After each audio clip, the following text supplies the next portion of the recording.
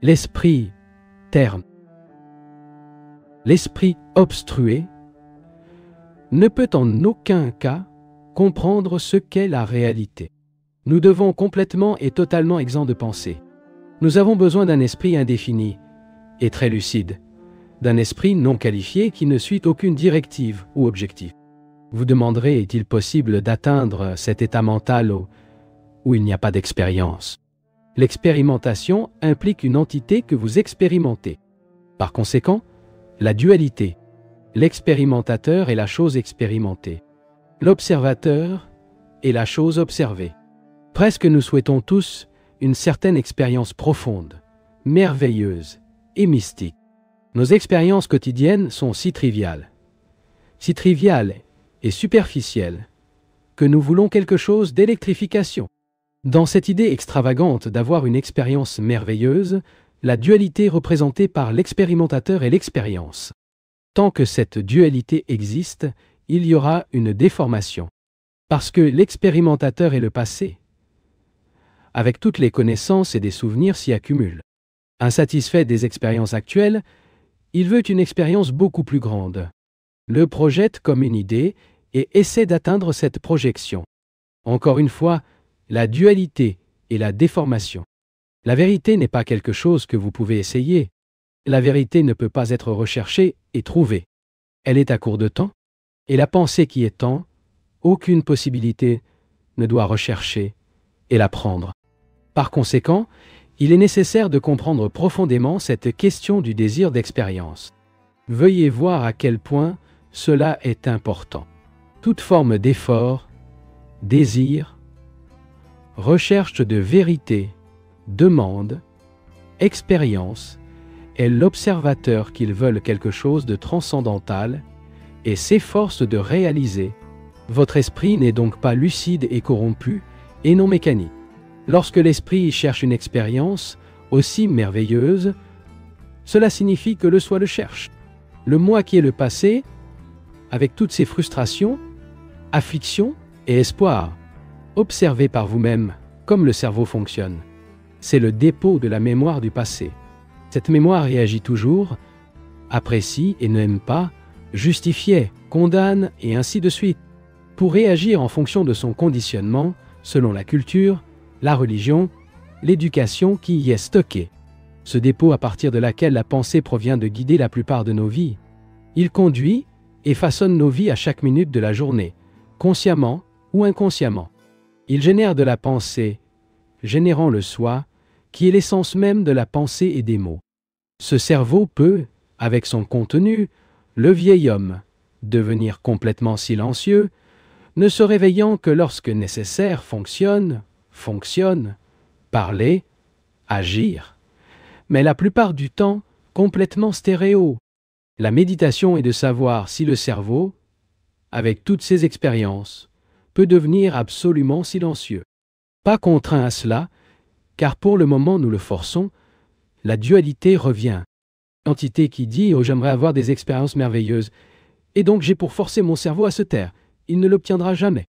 Mais si vous commencez à enquêter, à regarder, à observer, à écouter tous les mouvements de la pensée, à leur conditionnement, à leur cible, à leur peur et au plaisir, à observer le fonctionnement du cerveau, vous verrez que cela deviendra extrêmement silencieux. Cet acquis n'est pas un état de sommeil, car le cerveau est alors extrêmement vivant et donc en silence. Une grande dynamo, en parfait état, ne fait guère de bruit. Ce n'est que lorsqu'il y a une friction. Y a-t-il un bruit?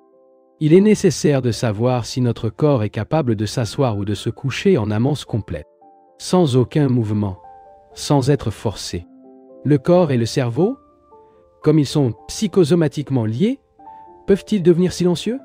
Il y a plusieurs exercices pour mettre le corps calme, mais de tels exercices impliquent que la coercition veut que le corps veuille se lever et marcher, mais nous impliquons qu'il se taise. Et la bataille commence. Je veux aller dans la rue et vouloir s'asseoir et se taire. Le mot yoga signifie rassembler. Le terme lui-même est inapproprié, car il implique la dualité. Probablement le yoga, comme une certaine série d'exercices et de mouvements respiratoires, Il a été inventé en Inde pendant des milliers d'années. Son but est de maintenir les glandes, les nerfs et le corps entier travaillant en bonne santé, sans médecine et sur la manière sensible. Le corps doit être sensible, car sinon vous ne pouvez pas avoir un cerveau clair. Il est facile de voir ce simple fait que nous devons avoir un corps parfaitement sensible, alerté, et un cerveau fonctionnant très clairement, pas émotionnellement, pas personnellement. Le cerveau est alors capable d'être absolument silencieux. Et comment l'obtenir? Comme le cerveau peut toujours être aussi actif, non seulement pendant la journée, mais aussi lorsque nous dormons. Nous reposons complètement et entièrement silencieux. Certes, aucune méthode ne produira cet effet, car chaque méthode implique une répétition mécanique qui engourdir et émousser le cerveau.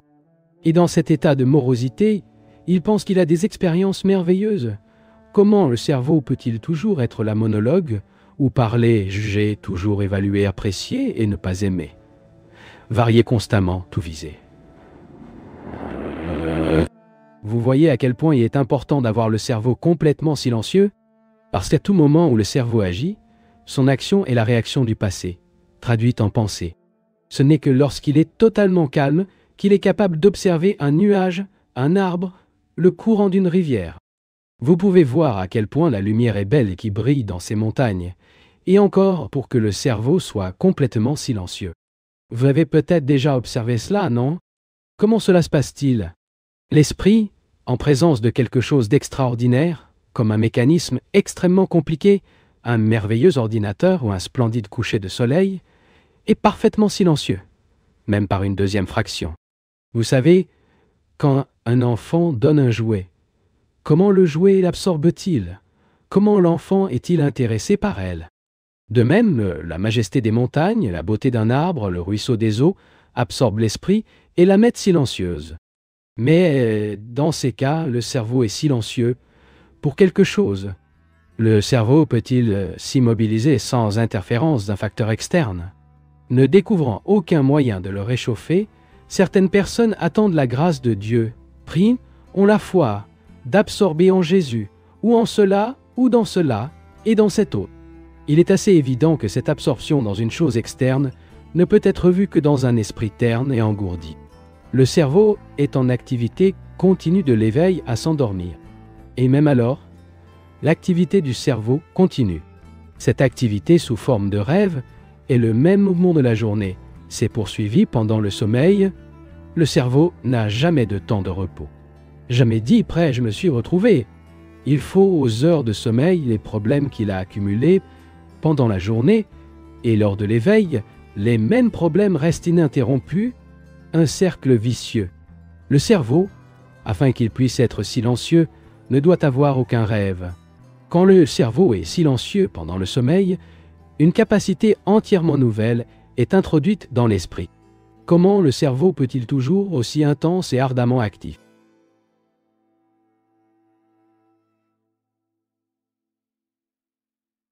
Nous tiendrons ici 7 réunions d'examen, dans lesquelles chacun de nous prendra une part active. Il n'entendra pas simplement ce que nous nous dirons, puis continuerons avec nos opinions et nos jugements.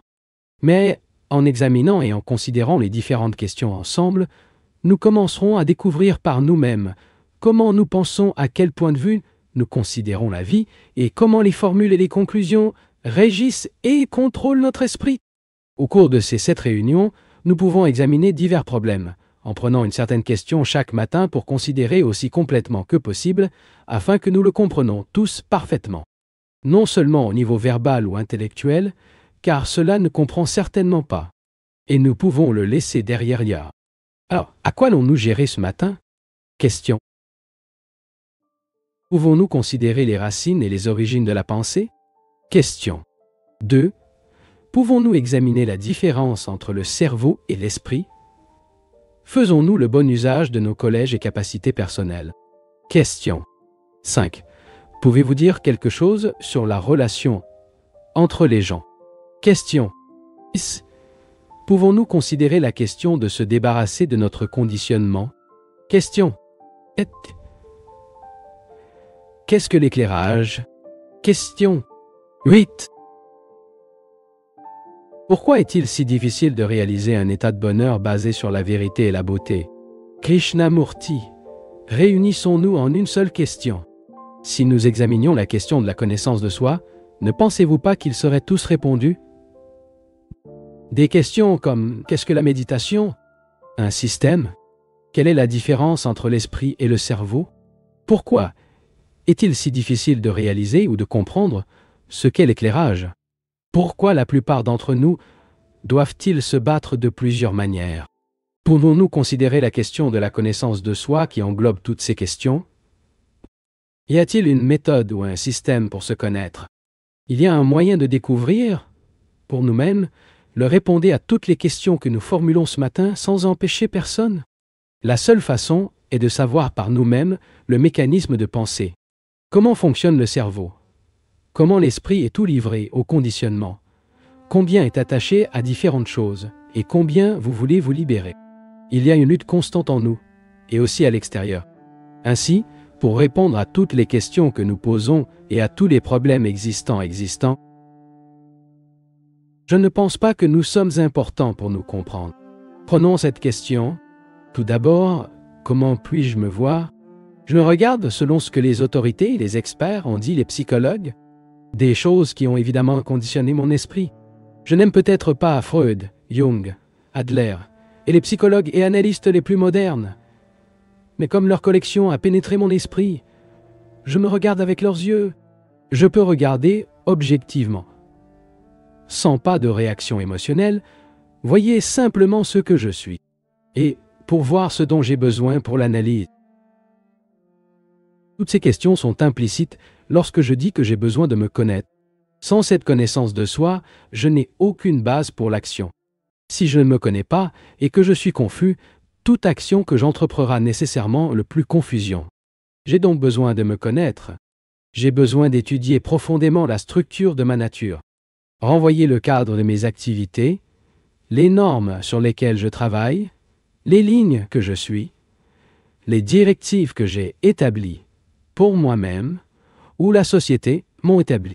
Je dois comprendre l'impulsion qui m'amène à agir harmonieusement ou contradictoirement, à comprendre autant de problèmes, comme s'il y a Dieu, s'il y a la vérité, quelle méditation est, le méditation est. Et c'est beaucoup plus important que la méditation. J'ai besoin de me connaître complètement. Se rendre compte de l'importance de savoir par vous-même qu'est-ce que tu es. Parce que sans cette connaissance, tout ce que vous faites se fera dans un état d'ignorance, et donc d'illusion, et de contradiction. Et donc, il y aura de la confusion, de la tristesse et de tout. C'est clair. Nous devons connaître non seulement au niveau conscient, mais aussi dans les couches profondes de nous-mêmes. Cette connaissance devrait être claire, et c'est à vous de l'atteindre par vous-même, et non ce que je dis. Pourquoi? Comment puis-je me connaître? Quelle est la méthode? Puis-je suivre les autorités, les experts qui ont apparemment étudié et obtenu certaines conclusions qui peuvent être modifiées ou volées par des psychologues et des philosophes ultérieurs? Ne dites pas non. Si je ne peux pas les suivre, comment puis-je me comprendre? Toutes les enquêtes sur les philosophes et les instructeurs du passé, l'esprit indien a pénétré très profondément dans cette question. Et davantage des modernes m'ont imprimé, consciemment ou inconsciemment. Donc je peux les suivre parce que je suis juste un débutant et ils pensent qu'ils sont très devant. Et enfin, aller plus loin qu'eux.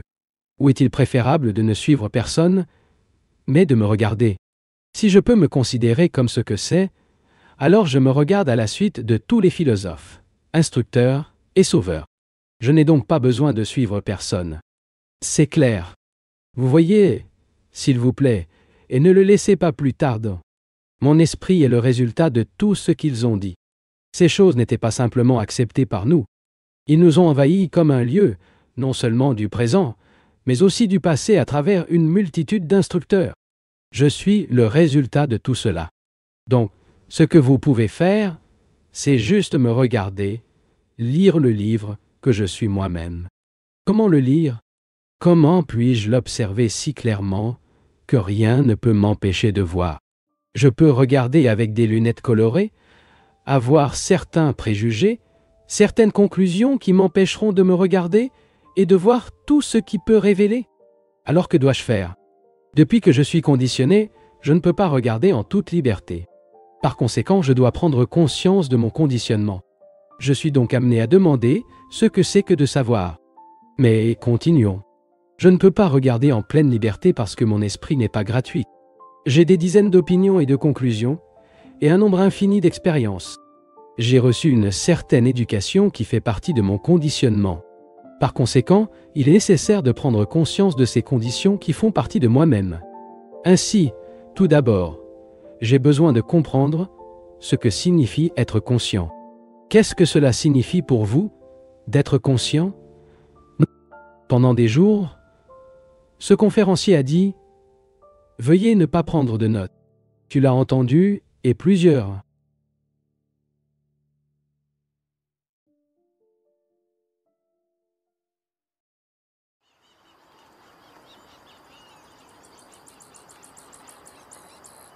Comme nous l'avons dit, pendant la journée, le cerveau est sans cesse actif. Et lors de l'éveil et de la regard par la fenêtre, nous nous exclamons « Regardez, quelle pluie !» ou « Quelle merveilleuse journée !» Mais il fait trop chaud. Vous avez déjà mis votre cerveau en mouvement? Donc, lorsque vous regardez par la fenêtre, ne vous dites pas un mot vous-même. Cela ne signifie pas supprimer les mots, mais ne comprendre que le moment où il dit « Oh, quelle belle matinée !» ou « La nôtre, quel horrible moment !» le cerveau se déclenche. Mais en regardant par la fenêtre, regardez les choses sans prononcer un seul mot. Et ce n'est pas pour supprimer le mot. Si vous regardez simplement, sans l'intrusion immédiate de l'activité cérébrale, alors la solution, le problème du problème, pour mettre le cerveau silencieux. Lorsqu'il ne réagit pas, l'ancien cerveau commence à émerger le nouveau cerveau. Vous pouvez observer les montagnes, les rivières, les vallées, les ombres, les beaux arbres, les nuages merveilleux, complètement éclairés au-delà des montagnes, sans prononcer un mot, sans comparer. Mais cela rend les choses beaucoup plus difficiles lorsque vous regardez quelqu'un d'autre, car il existe des images déjà établies. Note encore.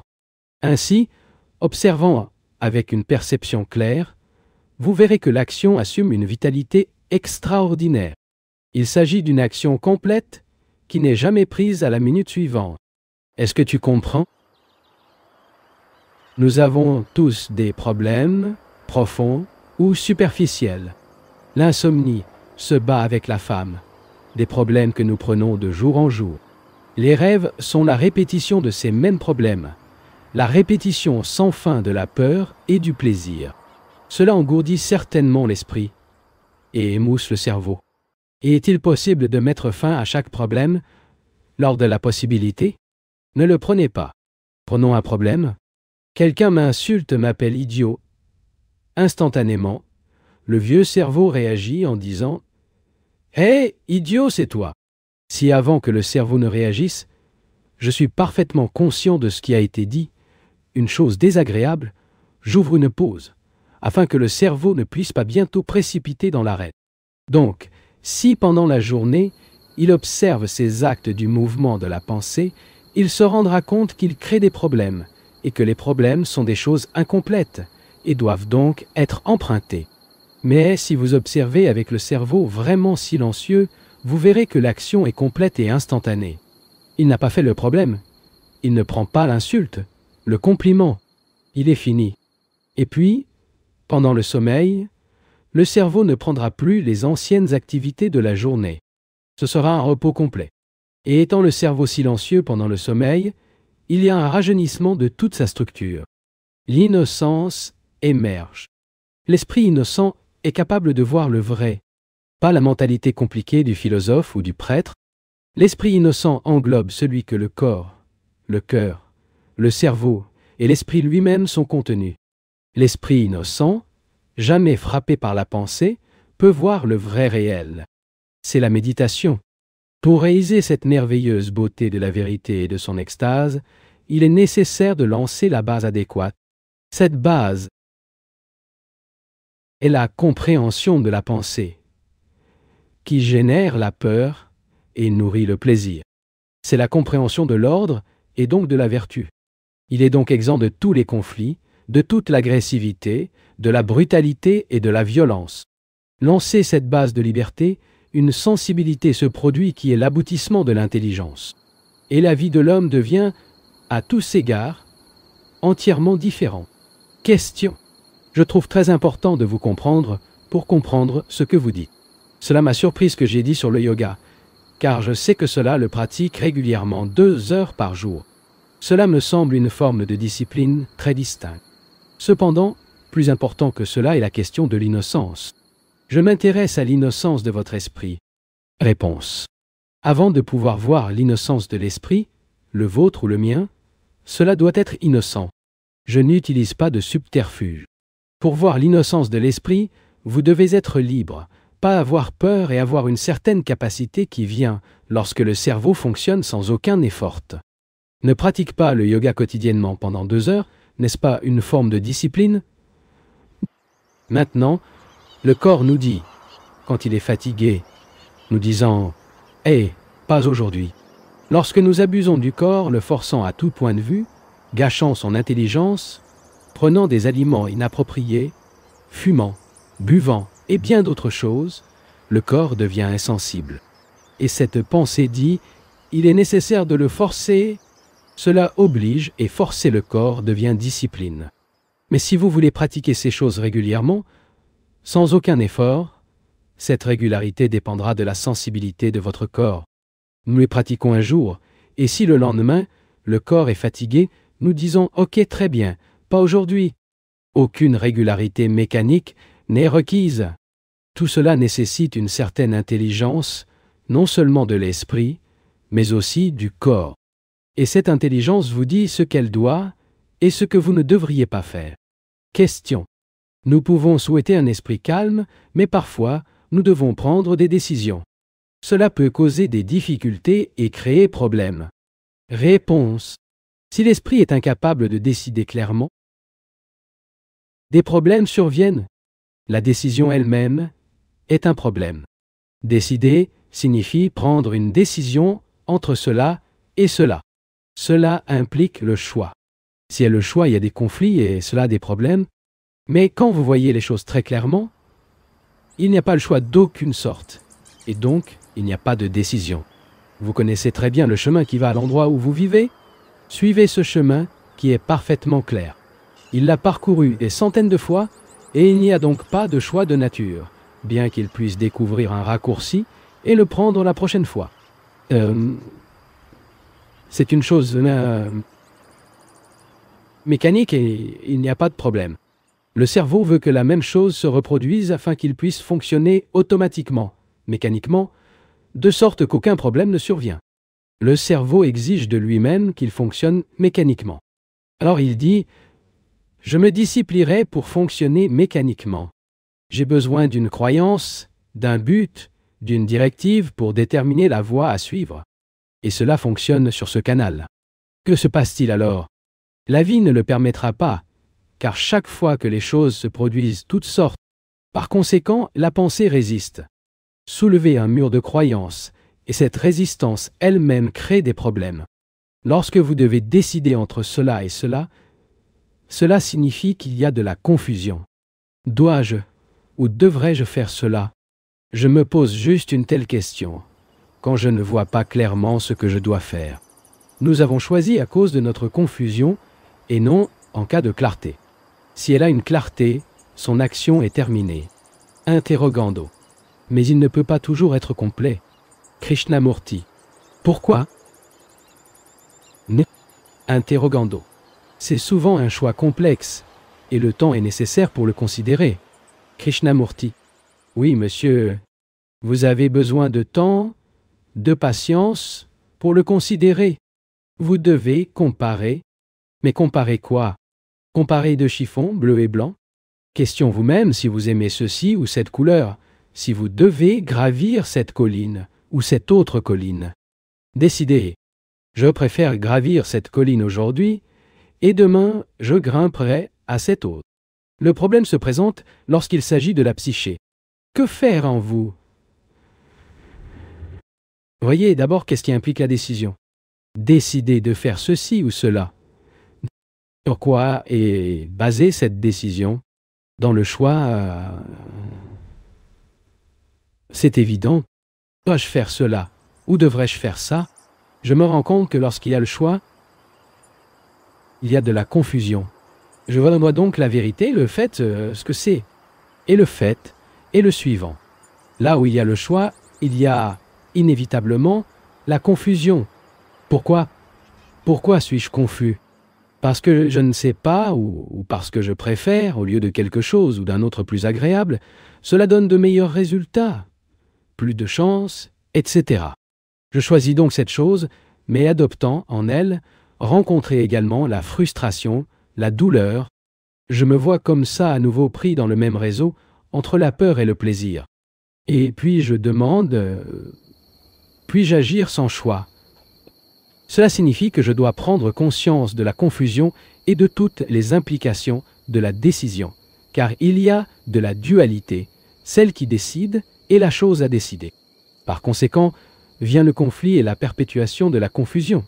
Vous diriez que vous êtes conscient de toutes les complications de ce mouvement prendra du temps. Cela prendra-t-il du temps? Ou le mouvement peut être vu instantanément et l'action est donc immédiate. J'ai juste besoin de temps quand je ne suis pas au courant de lui. Mon cerveau, qui est conditionné, dit « je dois décider ». Décider conformément au passé, tout comme votre habitude. J'ai besoin de décider de ce qui est bien, de ce qui ne va pas. Quel est le devoir? Quelle est la responsabilité? Qu'est-ce que l'amour? Les décisions cérébrales créent plus de conflits. Ce que font les politiciens dans ce monde. Le cerveau peut-il se calmer afin de voir instantanément le problème de la confusion et d'agir pour être clarifié? Ce n'est alors une décision d'aucune sorte. Question. Question. Pouvez-vous apprendre de l'expérience? Réponse. Pas du tout. L'apprentissage nécessite la liberté, la curiosité et l'enquête. Quand un enfant apprend quelque chose, il devient curieux, veut savoir. Il s'agit d'un mouvement libre et non d'un mouvement cohérent à acquérir à partir de cette acquisition. Nous avons d'innombrables expériences. Nous avons eu 5000 ans de guerre et nous n'avons appris que pour inventer des usines plus mortelles. Nous avons eu de nombreuses expériences avec nos amis, nos épouses, nos maris, notre nation, et nous n'avons rien appris. Ou l'apprentissage avec effet ne peut être vu que lorsque nous sommes libérés de l'expérience. Si vous voulez découvrir quelque chose de nouveau, votre esprit doit être libre du vieil homme, bien sûr.